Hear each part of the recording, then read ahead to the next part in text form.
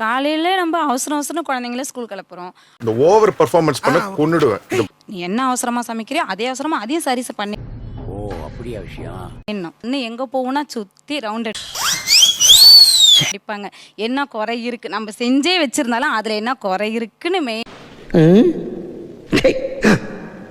ஏன் இப்படி பாக்குறாரு? சொல்ல நீங்க இதெல்லாம் போய் கிச்சன்ல உட்காந்து நோட்டம் போட்டுக்கிட்டு இருக்கீங்க சார் அப்படி இல்லை சார், மறந்துடுவாங்கங்கிறதுக்காக அதை நான் என்ன நடிப்பு நடிக்கிறாங்க.